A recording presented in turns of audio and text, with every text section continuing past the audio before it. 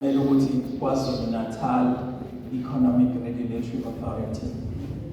Le nhlangano-ke ukuchaza nje emphakathini iyinhlangano esunguleke ngokuthi kuhlangane inhlangano ekade imelene nokuqondiswa kokusebenzisa nokuhweba ngotshwala kanye nenhlangano yokuqondisa nokusebenza ukugembula obekuyi-KZN Liquor Authority kanye ne-KZN Gaming and Betting Board. Zase ihlanganiswa zombili-ke kwase kwakhiwa i-KZN Economic Regulatory Authority. Okusho ukuthi namhlanje ngoba size emphakathini kwenye yezinto esesiyithathe sithi sibalulekile ukuthi size emphakathini ukuthi ngalezi zifunda nezimboni esiyilawulayo siphinde sixhumane nomphakathi ukuze umphakathi ube nolwazi lokuthi lokhu esikwenza kuyini. Namhlanje-ke sihlangene ngokuzobungaza usuku lwamalungelo abantu okuyi-Human Rights Day. Sase sibona-ke lokho ukuthi-ke ngenxa yokuthi Human Rights Day kubalulekile ukuthi eke sikhulume ngamalungelo omphakathi ngoba kwesinye isikhathi kube khona izikhalazo emphakathini ukuthi sabantu abafana nokuthi siletha izinto ezibahluphayo emphakathini. Kodwa okwami ukuthi ngicacise ukuthi cha, thina simelene nokuthi kube khona ukuqonda nokuqondisisa okusebenza ukuhweba ngotshwala nangokusebenza kokugembula. Ngoba uma kukhona kungekho emthethweni kuye kube kukhulu ukuthi kulawuleke. Manje thina simelene nokuthi sikulawule kulawuleke. Ebese sithi mase sikulawula kulawuleke ebese senza izinhlelo zokuthi umphakathi ukwazi ukuthi ukhuseleke kahle.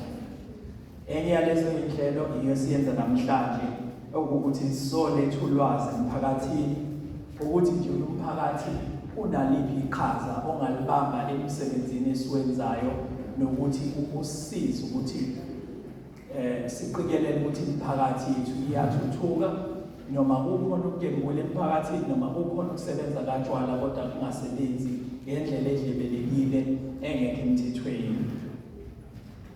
Kukhona njena ilungelo lomphakathi engithi ngicela sikhumbuzane ngalo ukuthi umphakathi unelungelo lokuthi uma kukhona ukuthi ufuna ukuvusa imboni katshwala noma ufuna ukuhweba ngotshwala, umphakathi unelungelo ukuthi uphakamise izicelo noma uphakamise ukuphisana nokuphikisa ukuthi leyo mboni ingabakhona kuleyo ndawo. Kuyilungelo lomphakathi lo elifakiwe emthethweni okhona. Okusho ukuthi akusikhona ukuthi njena kuvele kuthiwa sekuzoba khona imboni uthule kanjalo. Kuye kube khona isicelo semboni ebese kuba khona-ke uze ku-advertise ngaphandle.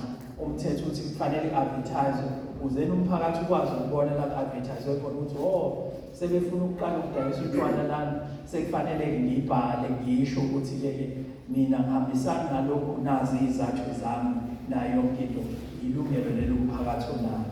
Yithi asikhumuzane ngalo.